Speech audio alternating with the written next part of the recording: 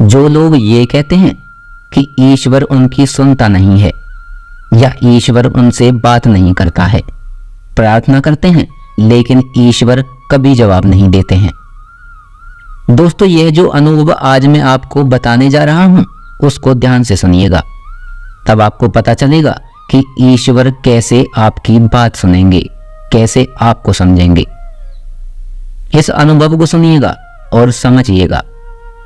हरे कृष्णा दोस्तों, मैं हूं चेतन वशिष्ठ।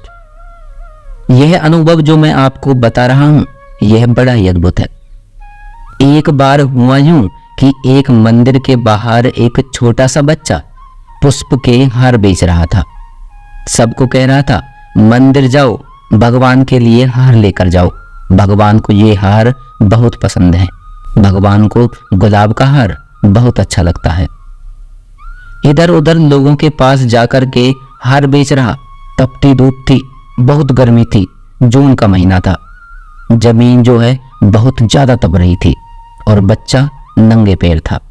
पैरों को थोड़ा थोड़ा उठा करके एक पैर के ऊपर दूसरा पैर रखकर वह अपना काम कर रहा था। लोगों के पास जाकर हार बेचता, कोई खरीदता कोई नहीं खरीदता।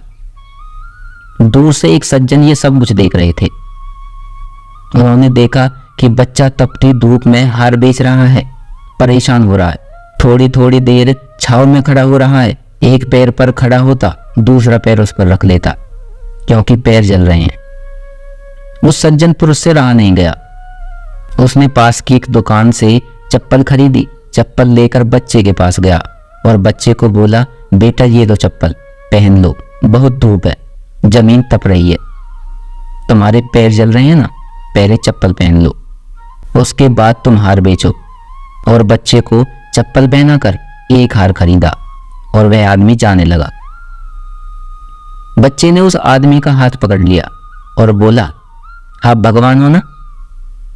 ये आदमी मुस्कुराया, बोला, नहीं बेटा, मैं तो इंसान हूं, खुद मंदिर जा रहा हूं। बच्चे ने कहा, नहीं, या तो आप भगवान हो या भगवान के दोस्त हो।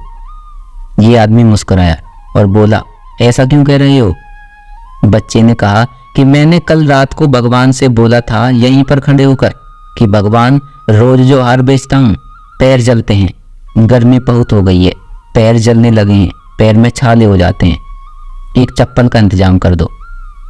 हार बेचता हूं दुकानदार के लिए, वो कुछ पैसे देता है, उसमें घर चलाऊं या चप्पल खरीदूं, चप्पल का इंतजाम कर दो।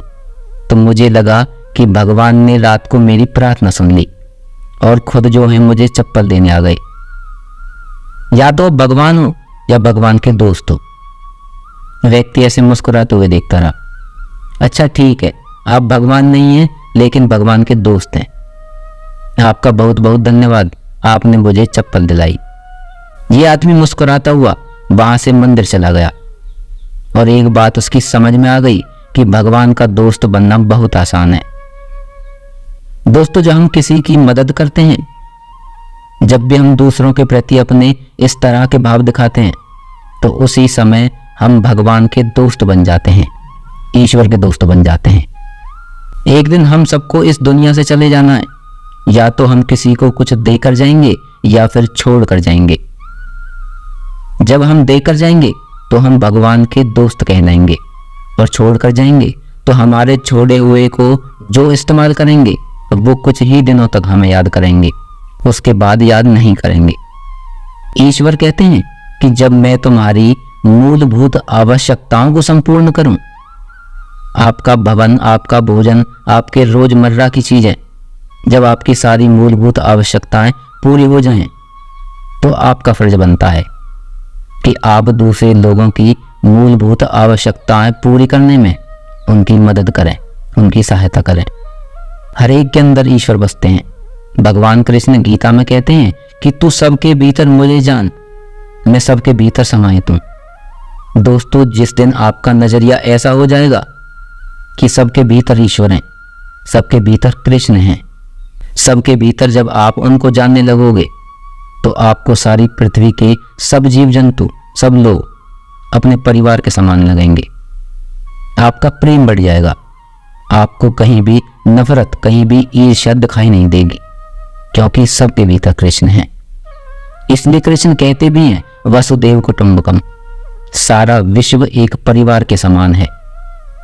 तो इस पूरे परिवार का ख्याल रखना हमारा फर्ज है, हमारा कर्तव्य है। हमेशा एक दूसरे की मदद करें, अपने विश्वास को मजबूत रखें। दोस्तों, आज की इस वीडियो में बस इतना ही।